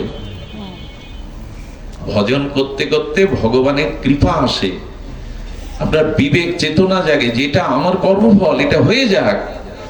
রামচন্দ্র বনে যাচ্ছে, বললেন আমার 4টে মঙ্গল হচ্ছে। হাসতে হাসতে বলছেন, যার রাজ্যাভিষেক হবে সে বনে যাচ্ছে আর বলছে আমার 4টে মঙ্গল হচ্ছে। কি মঙ্গল? বলে শোনো তাহলে কি মঙ্গল হচ্ছে। আমি 4টে ধর্ম পালন করতে পারছি, এক আমার পিতার সত্য পালন করতে পারছি, এটা পুত্রের কর্তব্য। দ্বিতীয়, আমার মা কৈকেয়ীর ইচ্ছা আমি মায়ের ইচ্ছা পূর্ণ করাই তো সন্তানের শ্রেষ্ঠ ধর্ম। তৃতীয়ত এই রাজপ্রাসাদে থাকলে ভোগ সুখে আমার জীবন কাটতো, বনবাসে ত্যাগ বৈরাগ্য, আমি রাজা হব ভবিষ্যতে, তো জীবের দুঃখীর পাশে গিয়ে ত্যাগ বৈরাগ্য কষ্ট যদি অনুভব না করি, তাহলে আমি ঠিক রাজা হতে পারবো না, ওদের সেবা করতে পারবো না। আর চতুর্থ মঙ্গল হলো যে আমি এই রাজপ্রাসাদে থাকলে সাধুগুরুর সঙ্গ হতো না, বনে গিয়ে ঋষিমুনিদের সঙ্গ, হরিকথা সঙ্গ হবে। ভাবুন তো, যে রাজা হবে সে বনে যাচ্ছে, এই ভাবতে ভাবতে যাচ্ছে। আপনি আমি হলে কি করতাম? বলছে রামচন্দ্র, তুমি যে রাজপ্রাসাদ ছেড়ে চলে যাচ্ছ, কষ্ট হচ্ছে না? বলে ওটা তো প্রাসাদ না। বলে কি? ওটা হলো ধর্মশালা। যখন আমরা তীর্থে যাই, একটা ধর্মশালায় উঠি না, ওখানে 1 মাস 15 দিন থাকি। তো ধর্মশালা থেকে চলে আসার জন্য, ওই ছাড়ার জন্য কাঁদেন কি ওখানে? না। আরে ছেলে চলে যাচ্ছে, এটা আমার বাড়ি, কাঁদেন? জানেন এটা ধর্মশালা, আমার মতো হাজার হাজার লোক ঢোকে আর বেরিয়ে যায়। রাম বলছেন কি, আমার পূর্বপুরুষরা এই প্রাসাদে ছিল, হরিশ্চন্দ্র, রঘু, দিলীপ, এখন আমি আছি, আমার পরে তোরা তো ঘর না ধর্মশালা, তো ধর্মশালা ছেড়ে যেতে কষ্ট হয়। দেখুন ভগবানের এই ভাবনা, ভজন করলে ভগবত কৃপায় এই ভাবনাগুলো আসে।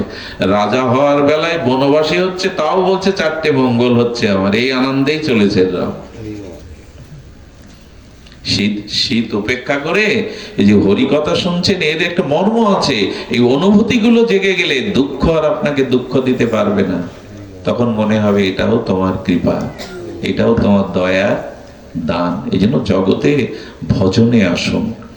ভজন না করলে কোনো বুদ্ধি কাজ করবে না, কোনো ডিগ্রি আপনাকে শান্তি দিতে পারবে না, মনুষ্যত্ব আনতে পারবে না। এই জন্য বলছেন না, ভজন করুন। সুধীবৃন্দ, ভজন কেন করতে হবে? আগেই বলেছি যে এখানে বলছেন যে উঁচু নিচু এই ভেদটুকু শুধু ভজনেই পার্থক্য। সুধীজন, তো আসুন আমরা এখানে আরেকটু শুনি। যদি ভগবানের নাম নিতে পারেন তো কি হচ্ছে, পিতৃ গোত্রেণ যা কন্যা স্বামী গোত্রণ গোত্রিকা। দেখুন ভগবানের ভজন করলে আপনি ভগবানের দাসানুদাস হলে কি হয়, তথা দীক্ষা প্রভাবেন দ্বিজত্বং জায়াতে নির্ণম। কি অদ্ভুত দৃষ্টান্ত, কি অদ্ভুত এই প্রজ্ঞা, এই মহাজনের দিব্য অনুভূতি, ঋষি মুনিদের দিব্য অনুভূতি। আচ্ছা, কোন মেয়ের কন্যাদান বা বিবাহের পরে স্বামীর গোত্রের পরিচয়ে তো তার গোত্র হয়, তাই না? হয় কিনা? এই নিয়মটা আছে কিনা? বিবাহের পরে, কন্যাদানের পরে কন্যার গোত্র স্বামীর গোত্রের সাথে একীভূত হয়ে যায়। আছে মানে এটা বৈদিক সংস্কার হয়ে যায়। তো বললেন একটা কন্যা যদি সে বড়মালা দিয়ে সমর্পণ করার পরে সেই স্বামীর গোত্রে গোত্রভূত হয়ে যায়, যখনই আপনি সদ্গুরুর চরণে দীক্ষা মানে আত্মসমর্পণ, নিজেকে সমর্পণ করে দেওয়া, যখন দিলেন আপনি গুরুচরণে, তখন আর আগের গোত্র আগের পরিচয় আপনার নাই। তখন আপনি গোবিন্দেরই একজন দাস হয়ে গেলেন। সমর্পণ করে আপনার গোত্র বদলে গেল। কন্যাকে দান করলে যদি তার গোত্র বদলে স্বামীর গোত্র হয়, তো যখন আপনি দীক্ষা নিয়ে গুরুচরণে আত্মসমর্পণ করলেন, তখন আগের আপনি আর নাই, ওই কন্যার গোত্র যেমন বদলে গেল। তখন আপনি গোবিন্দের দাস হলেন, শ্রী গুরুর দাস হলেন। তখন ভয় কি, গুরুদেবী আপনাকে এই ভব সংসার হতে, বন্ধন দশা থেকে মুক্ত করবে। তো দীক্ষা মানে কানে কানে মন্ত্র নেওয়া না, নিজেকে ওই স্ত্রী যেমন মনে করে কন্যাটা আজ থেকে আমি স্বামী, বড়মালা দিয়ে ব্রাহ্মণ বেদ মন্ত্র দিয়ে মনে করে আজ থেকে তার সুখ দুঃখই আমার সুখ দুঃখ, আমি তার গোত্রতে আমার গোত্র সমর্পিত করেছি। কারণ দীক্ষা মানে কানে শুধু মন্ত্র নেওয়া না, দীক্ষা মানে দ্বিতীয় জন্ম হওয়া। আমি গুরুচরণে আমার সর্বস্ব সম্পাদন করলাম। এইভাবে দীক্ষা হয়তো আমাদের, আর আমরা দীক্ষাকে এরকম ভাবি তো, কানে মন্ত্র নিতে হয়, গুরুদেব এসেছে নিয়ে নিলাম, ওই পর্যন্ত আর খোঁজ নেই। গুরু মন্ত্রই তো জপ হয় না। 3 বেলা ভোজন করি, 1 বেলা আহ্নিক অনেকেই করে না। 3 বেলা খেতে ভুল হয় না, কিন্তু 3 বেলা আহ্নিক, 3 বেলার জায়গায় বলেছে অন্তত 1 সন্ধ্যা করো, তাও কি করি আমরা? সব কাজের সময় আছে, তোমারে ডাকবার সময় আমার মাঝে নাই। সব কাজের সময় আছে।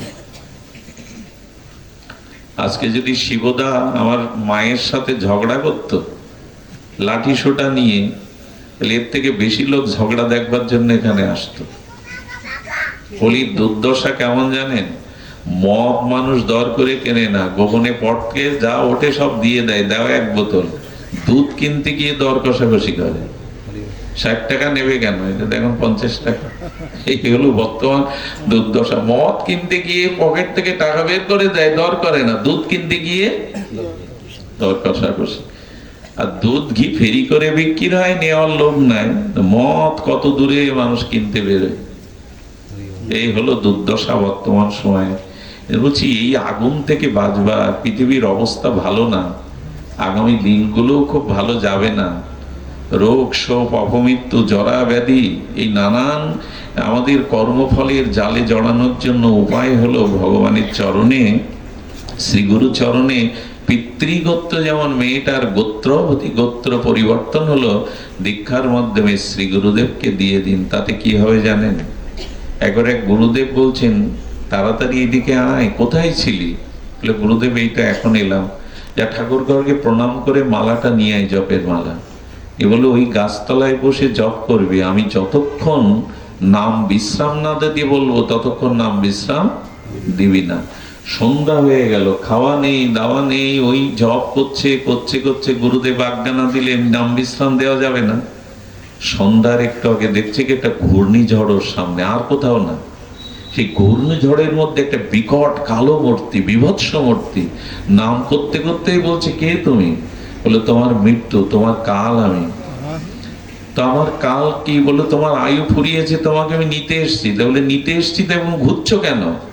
বলে, আমি তোমার ভিতরে ঢুকতে পারছি না যতক্ষণ নাম বিশ্রাম না দিচ্ছ। যতক্ষণ নাম বিশ্রাম না দিচ্ছে আমি তোমার মধ্যে ওই অপেক্ষা করছি।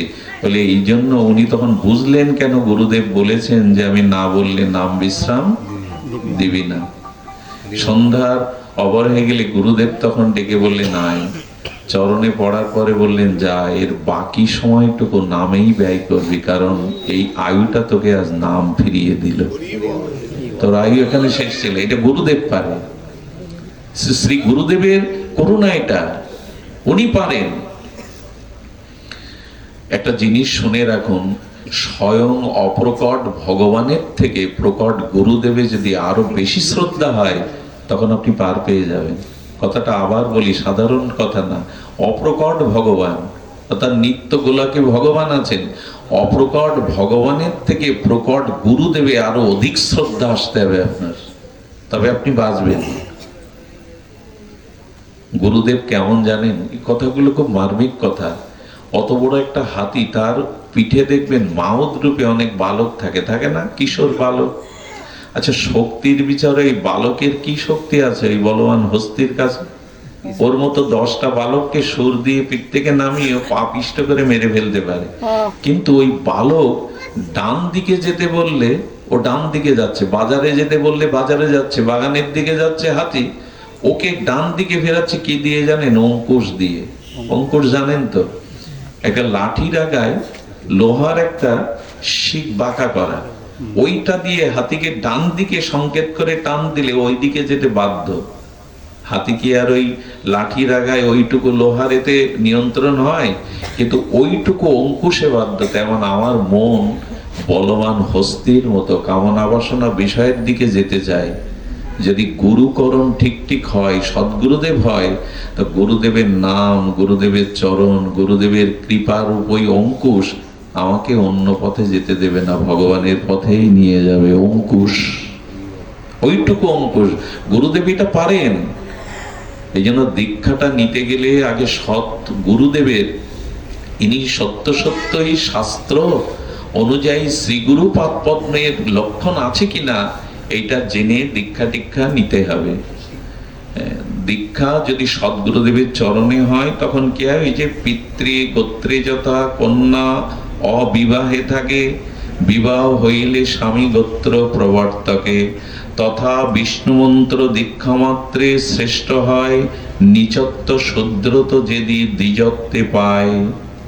এই দীক্ষার মাধ্যমে আপনার সংস্কার হবে, আপনি ভগবানের পরম কৃপা লাভ করবেন। আর দীক্ষার মাধ্যমে গুরুদেব যে মন্ত্রটা দেয়, যে হরিনাম আমার কানে দেয়, তখন এটা ফলবতী হয়ে যায়। জন্নাম দেহ শ্রবণান কীর্তনাৎ যত প্রবাহনাথ যত শরণ দপি কশ্চিত সদপি সদ্য শ্রবণায় কল্পতে কুত পুনস্তে ভগবান দর্শনম। কি অপূর্ব শ্লোক দিয়েছেন এখানে, লক্ষ্য করুন। কপিল রূপী ভগবান বিষ্ণুর উদ্দেশ্যে মাতা দেবহতীর স্তুতি প্রসঙ্গে বললেন, চণ্ডালও যদি কদাচিৎ শ্রী হরির নাম গ্রহণ শ্রবণ করে, কীর্তন করে, সম্বোধন করে অথবা স্মরণ করে, সে তৎক্ষণাৎ সূচি প্রাপ্ত হয়। নামের এমন মহিমা। কি বলেছেন জানেন? বলছেন ষোড়শী বাষ্পেয় অতিরাত্র আপ্তকাম নামক 60টি স্রোতযজ্ঞ, এই স্রোতযজ্ঞ নিমিত্তে যদি যজ্ঞ হয়, তবে বললেন ভগবানের এক নামের তুলনায় কোটি অশ্বমেধ যজ্ঞ সমান নয়। এই জন্য গুরুদেব যে নাম দিয়ে দেয়, সেই নামটি দয়া করে গ্রহণ করুন, চর্চা করুন। না বলে গুরুদেব কাছে নাই, গুরুদেব অপ্রকাট হয়ে গেছেন, আবার একটা গুরু বদলায়, গুরুদেব কাছে না। আরে গুরুদেব তো আছেন তোমার মধ্যে, ওই মন্ত্রের মধ্যেই আছেন, ওই নামের মধ্যেই তিনি আছেন। তো শ্রী গুরুকে ঠিক ভাবে শ্রী গুরু নিষ্ঠা না হলে কিন্তু হবে না। শ্রী গুরু চরণে নিষ্ঠা হবে, গুরুর নামে যদি আপনার নিষ্ঠা হয়, ওর মধ্যেই গুরুদেব আছেন। যেমন অতটুকু বটের বীজ, বলুন তো একটা পাকা বটের বীজটা কতটুকু, সরিষার দানার থেকেও ছোট, অথচ ওই বীজের মধ্যে অত বড় বৃক্ষটা লুকিয়েছিল। অত বড় বৃক্ষটা ওইটুকু বীজের মধ্যে লুকিয়েছিলেন। গুরুদেব যে নাম দেন, তার মধ্যে অত বৃহত্তম শক্তি, প্রেম ভক্তিও দিয়ে দেন। ওইটা চর্চা করতে করতে তখনই ওটা প্রকাশ হবে। এই জন্য শাস্ত্রে বলছে চণ্ডাল পবিত্র হয় যদি শ্রী ভগবানের নাম গ্রহণ করে। এই জন্য গুরু প্রদত্ত যে দীক্ষা মন্ত্র, হরিনাম, এগুলিকে যত্ন করুন। সন্ধ্যার পরে টিভি না দেখে গুরুদেবের দেওয়া মালাটা নিয়ে বসুন। টিভির চ্যানেল ঘোরালে কি হবে জানি না, তবে মালা ঘোরালে জন্ম মৃত্যু আসা বন্ধ হবে। নামের এমন মহিমা, একটু সময় দিন নামকে। আজকাল মানুষ বাড়িতে গল্প করার রুচি না হলে পাড়ায় চলে যায়, চার দোকানে চলে যায়, এই সময়টা সে 2 ঘন্টা কাটিয়ে আসে। গল্প বাড়ির লোকের সাথে জমছে না বিদায় পাড়ায় কোথাও যায়, পাড়ায় তো পেল না তো চায়ের টেবিলে বসে গল্প করতে থাকে। এই সময় আমরা নষ্ট করি। অথচ সন্ধ্যার পরে পাশে কোনো মন্দির আছে, মঠ আছে, সেখানে একটু ভগবানের আরতি, বসে একটু দিব্য ভগবানের নাম, এগুলি আমরা ঠিক আস্বাদন করি না। কটা বাজলো? জয় শ্রী রাধে। অতটা যেতে পারবো না, শরীরও ভালো না। দাদা তো সময় পেয়ে, ওনাকে আমার আবার ভয় করে। কালকে তো ভয়ে ভয়ে কেঁদে ফেলার মতো অনুষ্ঠান ছিল বুধবারে, আমি ভুল করে লিখে ফেলেছিলাম, আমি ভয়ে ভয়ে শেষে ওইখানেই দাদা বাঁচান, দাদা কৃপা করেন। হ্যাঁ, ওনাকে একটু ভয়ও করে। তবু আমরা অল্প সময় একটু বলবো। আমি কথাগুলো আর সংস্কারের কথা বলছিলাম। খুব বড় বড় কথা বলে ভেসে গেলে, অল্প একটু আবেগে গেলে জীবন পরিবর্তন হবে না। সংস্কার চাই, সংস্কার ছাড়া কিছু হওয়ার নয়। এই জন্য আসুন, যাতে আমাদের সংস্কার হয় আমরা তাই করি। তবে এই সংস্কারের আমরা প্রথমেই বললাম শ্রী গুরু কৃপা, এরপরে সাধুগুরু বৈষ্ণবের কৃপা নেবেন। সাধু সঙ্গ না হলে কিন্তু ওই আয়না পাওয়া যাবে না। নিজের ভুলগুলি, নিজের ত্রুটিগুলো, এটা দর্পণ রূপ সাধু সঙ্গ না এলে আমরা পাবো না। সুধীবৃন্দ, এই জন্য সাধু সঙ্গে কি হয় শুনো। সাধু সঙ্গে এখন নামের মহিমা বললাম, গুরু মহিমা, দীক্ষার মহিমা বললাম, একটু সংস্কারে এলাম। এখন সাধু সঙ্গ করলে কি হয় দেখুন। আহা, এই জীবনের সব থেকে বড় পাওয়া ভগবান পাওয়া না, এই জীবনের সব থেকে বড় পাওয়া সৎ গুরুদেব, সব সাধু সঙ্গ পাওয়া। ভগবান পাওয়া সুলভ, কিন্তু ভগবানের কোনো একান্ত প্রিয় ভক্ত পাওয়া এটা খুব দুর্লভ। কৃষ্ণদাসের কথা মনে আছে? ইনি শ্রীনাথজির সেবক। বৃন্দাবনে যে কটা বিগ্রহ আপনি প্রকট হয়েছিলেন, তার মধ্যে অন্যতম শ্রীনাথজি। শ্রীনাথজি গিরি গোবর্ধনে। তো শ্রীনাথজি কি করেছিলেন? শ্রীনাথজিকে সেবা করতেন কৃষ্ণদাস। প্রতিদিন 56 ভোগ দিত। সম্ভব এটা? বৃন্দাবনে ওরা ভিখারি, কাঙাল, সাধু, পয়সা করি কোথায় পাবে? আর প্রতিদিন নতুন নতুন পোশাক, নতুন নতুন খাদ্য দেয়া হতো। কি করে জানেন? প্রতিদিন 6টা করে স্বর্ণ মুদ্রা ঠাকুরের চরণে ঠাকুর জোগাতেন প্রতিদিন সকালে। যে ঠাকুর জাগরণের সময় ঠাকুর নিজে 6টা করে স্বর্ণ মুদ্রা রাখতেন। আর কৃষ্ণদাসের কাজ ছিল সব ভালো বাজার করে এনে ভগবানকে 56 ভোগ, নিত্য নতুন পোশাক দেওয়া। আমাদের রুই দাসের কথা শুনেছেন না? ওনাকেও রামচন্দ্র পরশমণি দিতে এসেছিলেন, নেননি, চালে গুজে রেখেছিলেন, বলে ওগুলো পেলে ভজন নষ্ট হবে। রুইদাসকে শেষে বললে, রুইদাস আমাকে বারবার ফিরিয়ে দিচ্ছ, তুমি জিতে যাচ্ছ, আমি হেরে যাচ্ছি, আমাকে একবার জিততে দাও। বললেন, 4টে করে স্বর্ণ মুদ্রা আমার চরণের কাছে তুমি প্রতিদিন পাবে, ওই দিয়ে বৈষ্ণব সেবা দিও, ওই দিয়ে সাধুগুরু সেবা দিতেন প্রতিদিন, ওই দিয়ে দিও। বললেন, খবরদার, ওইটা যদি রাখো তোমাকেই আমি ফেলে দেবো গঙ্গায়, ওগুলো পেলে আমার ভজন থাকবে না। এই দেখুন ভক্তের কি মহিমা। শেষে উনি দুটো স্বীকার করেছিলেন। এই জন্য মহৎ কাজ কখনো আটকায় না। মহৎ কাজ, শিবদার যে অবস্থা, তাতে কিরকম অনুষ্ঠান দেওয়ার 3 দিন ব্যাপী, তার এগুলো উদ্দেশ্য যদি মহৎ হয়, আপনারাই তো দিলেন, আপনারাই তো করাচ্ছেন, উনি করছেন না। এটা সহযোগিতা নিয়েই তো করে, অপরের সহযোগিতা মানুষ। এই জন্য মহৎ কোনো উদ্দেশ্য অর্থের জন্য কখনো আজ পর্যন্ত উদ্দেশ্য যদি মহৎ হয়, কোনো না কোনো ভাবে ভগবানের কৃপা শক্তি সেই কাজ করিয়ে নেবে। উদ্দেশ্যটা মহৎ হওয়া চাই। আমার উদ্দেশ্য যদি এই হয়, সমাজ ধরে কালেকশন করব, অর্ধেক ব্যয় করব, অর্ধেক নিজের সংসারে লাগাবো, এতে আর কাজ সফল হয়েছে, এতে আর ভক্তি হয়েছে, এইগুলো করা ঠিক না। যজ্ঞ করলে কিছু থাকে তাই করব, লোকরে বলবো জিনিসপত্রের দাম বেশি, ঠিক ওঠেনি, অথচ হাফ রেখে দিলাম। এই সব চালাকি দ্বারাও আবার ভগবান খুব প্রসন্ন হন না, এতে ভক্তি বিঘ্নিত হয়। তো মহৎ উদ্দেশ্য যদি থাকে, আটকায় না। তো কৃষ্ণদাস কি করেছেন, 6টা স্বর্ণ মুদ্রা নিয়ে ঘোড়ার গাড়ি নিয়ে যেতেন।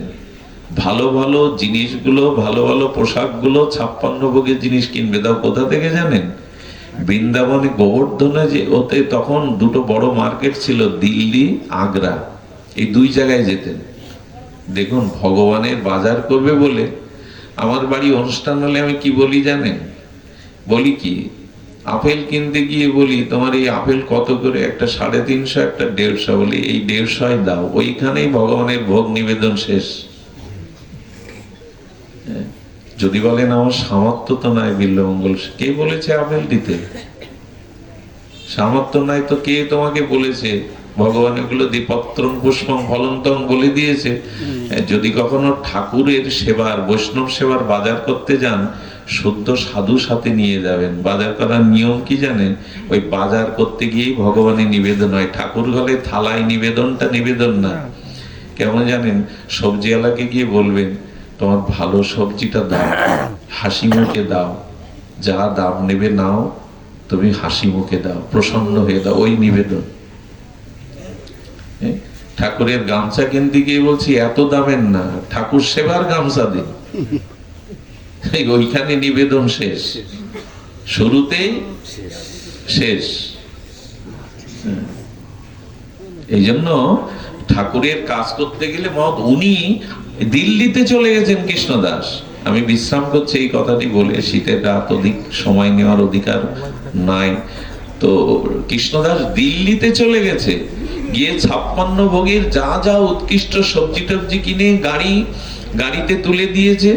এবার কৃষ্ণদাস শ্রীনাথের জন্য একটা দামি কাপড় কিনতে যাবে, পোশাক কিনতে যাবে, ছিট কিনতে যাবে। জিতে গিয়ে দেখে রাস্তার মাঝখানে অপূর্ব সুর লহরীতে সুরালাপ করছে, রাগরাগিনী গাইছে একজন মহিলার কণ্ঠ। বাজারে একজন নর্তকী নাচছে আর গাইছে, লোকজন ভিড় করে টাকা ছড়াচ্ছে। হয় না, বাজারে এরকম নৃত্য গান করে, তখন নর্তকীরা নাচতো। কিন্তু ওনার কণ্ঠটা এত মধুর, কৃষ্ণদাসের কানে এই কণ্ঠটা লেগে গেছে। এত মধুর কণ্ঠ, উনি গিয়ে ওই মানুষের ভিড়ের মধ্যে বাজারে দাঁড়িয়ে গেছেন। আচ্ছা, সাধু যদি নর্তকীর নৃত্য দেখতে লোকের মধ্যে দাঁড়ায়, টিটকারি কাটবে না লোক? বাবাজি তুমিও এখানে?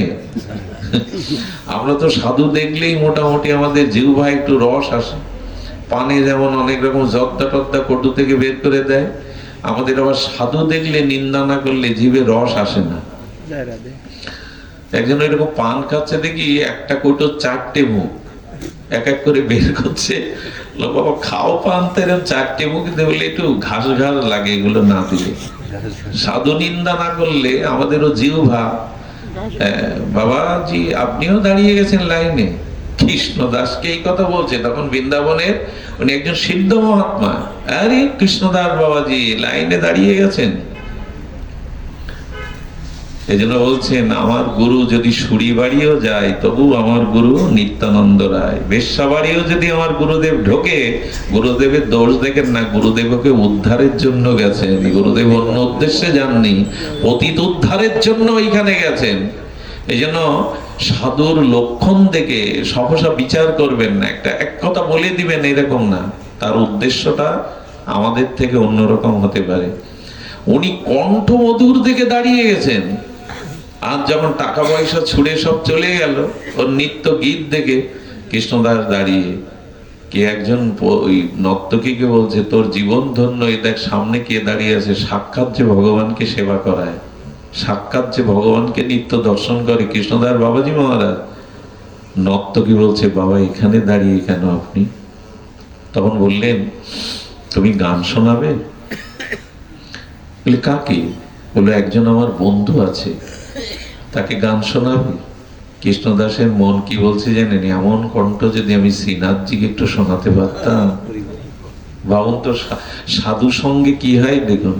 সাধুর সবসময় উদ্দেশ্য থাকে আমার ভগবানকে কি করে। মেলায় গেলে যেমন ছেলে মেয়ের জন্য আমরা খেলনা কিনি, তার পছন্দের কিছু কিনি, ওই ভগবান ঘরে থাকলে, বাজারে গেলে, যেখানে যার মনে পড়বে তার জন্য কিছু। আর এরই নাম ভালোবাসা, এরই নাম ভক্তি। তো উনার মনে হয়েছে এই কণ্ঠে যদি আমি একবার শ্রীনাথজিকে একটু ভজন শোনাতে পারতাম, এত কণ্ঠ মধুর। বলে, দেখো, উনি তখন বলছেন, আমি যেখানে সেখানে গাই না, টাকা লাগে। আমার যে বন্ধু, সেই শেঠকে যদি একবার সন্তুষ্ট করতে পারো গান শুনি, আর কখনো টাকার চিন্তা তোমায় করতে হবে না। ও ভাবলো খুব বড় লোক, তাহলে খুব ধনী শেঠ বলছেন যেমন। বলে, ঠিক আছে, আমি রাজি আছি। বলে, চলো তাহলে। কি করলো জানেন? ও ঠাকুরের গান শোনাবে, ঠাকুর তাতে আনন্দ পাবে বলে ওকে গাড়ি করে কৃষ্ণদাস হেঁটে এলো, ঠিকানা লিখে দিল, অমুক জায়গায় গিয়েই চিঠিটা দেবে। যখন গিরিরাজের তটে এসে দিল, নর্তকীকে দেখে আর পিছনে বাবাজিকে হেঁটে আসতে দেখো, বাবাজি নর্তকীকে নিয়ে আসছে গিরিরাজে, শ্রীনাথজির কাছে।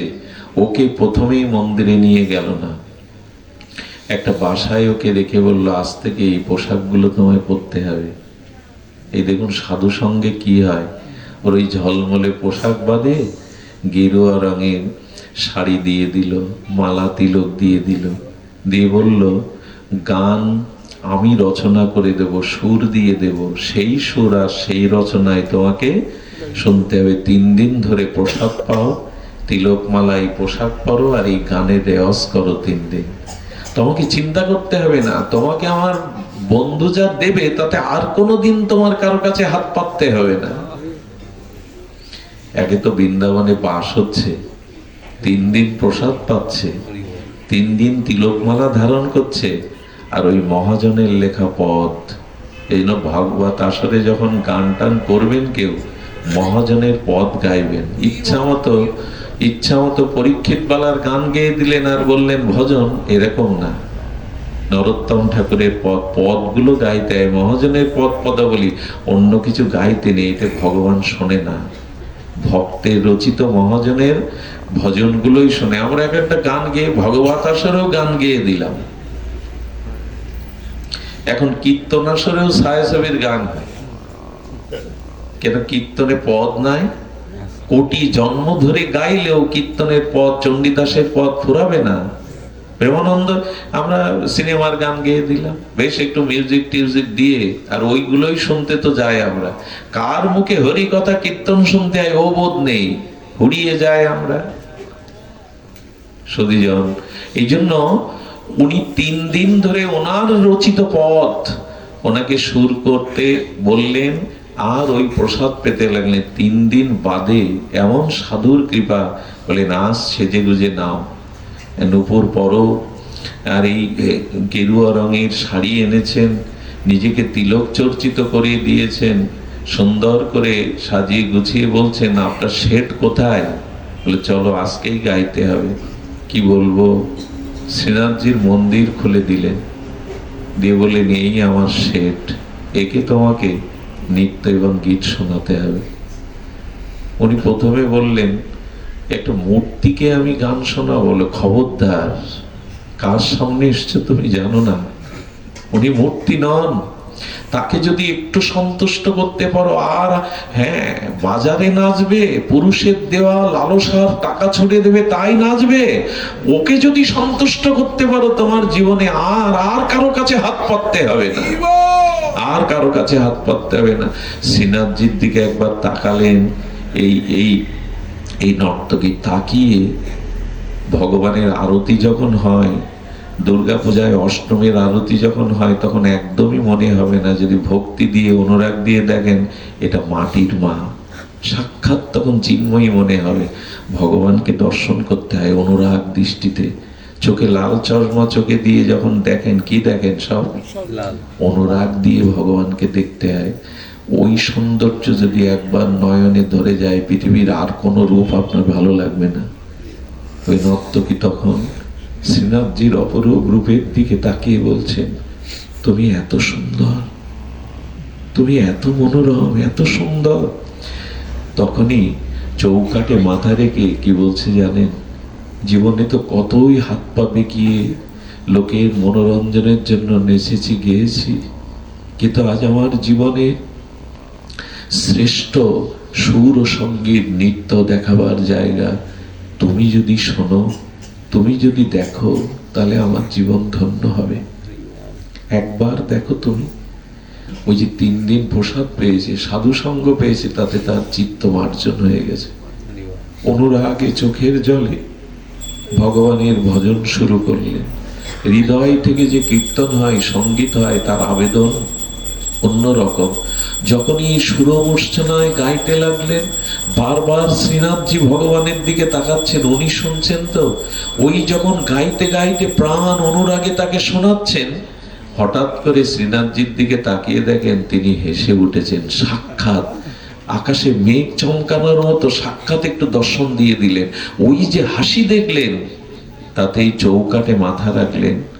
মাথা রেখে নর্তকী বললেন, আজ তুমি আমার সঙ্গীত শুনেছ, মধুর হাসিতে তুমি স্বীকার করেছ আমার এটা শুনেছ, তবে তোমাকে কিছু দিতে হবে, তোমাকে দর্শন করলে তোমাকে কিছু দিতে হবে। তবে শুনেছি সব থেকে প্রিয় মানুষের প্রাণ, তবে প্রাণটাই তোমায় দিলাম। শ্রীনাথজি বলতে বলতে চৌকাঠে প্রাণ রেখেছিলেন তিনি। চিরকালের জন্য ভগবান তাকে চরণে নিয়ে নিলেন। 3 দিন মাত্র সাধুর সঙ্গে, 3 দিন মাত্র সংস্কারে সে ভগবানের কাছে চিরদিনের মতো বিশ্রাম পেয়ে গেল। এটা সাধু সঙ্গে ছাড়া হয় না। শুদ্ধ ভক্ত সঙ্গই পারে আমার সংস্কার পরিবর্তন করতে, আমার চিত্তবৃত্তি পরিবর্তন করতে। তাই ভগবানের কাছে প্রার্থনা করবেন, প্রভু তোমায় পায় আর না পায়, তোমার কোন শুদ্ধ ভক্তের সঙ্গ যেন এ জন্মে পায়। তোমাকে পায় আর না পায় সে ভরসা আমার নাই, সে ক্ষমতা আমার নাই, কিন্তু তোমার পতিত উদ্ধারণ, পতিত পাবন কোন শুদ্ধ ভক্ত সঙ্গ যেন পায়। শুদ্ধ ভক্ত সঙ্গই আমাদের জীবনে পরিবর্তন আনতে পারে, আমাদের জীবনকে নূতন করে রচনা করতে পারে। এই জন্য ভগবানের কাছেই প্রার্থনা করুন যেন শুদ্ধ ভক্ত পায়। শুদ্ধ ভক্ত ছাড়া এই জীবনে সংস্কার হবে না, পরিবর্তন হবে না। তাই সাধু সঙ্গ, শ্রীগুরু চরণ আশ্রয়, হরিকথা হরিনামকে অনুরাগে ভালোবেসে গ্রহণ করুন। এটাই সংস্কারের পথ।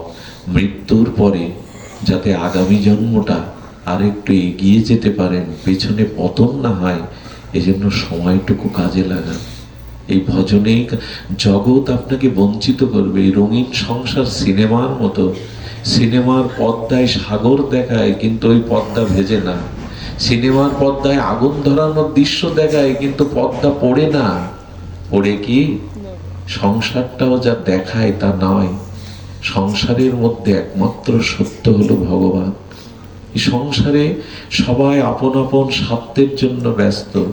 ওদের স্বার্থ, ওদের সুখ দিতে পারবেন তো ওদের কাছে আপনি ভালো, ওদের আপন আপনি। ওদের সুখ না দিতে পারলে, ওদের প্রয়োজন মিটাতে না পারলে আপনাকে ওদের প্রয়োজন নাই। কথাটা যত তাড়াতাড়ি বুঝতে পারবেন তত ভালো।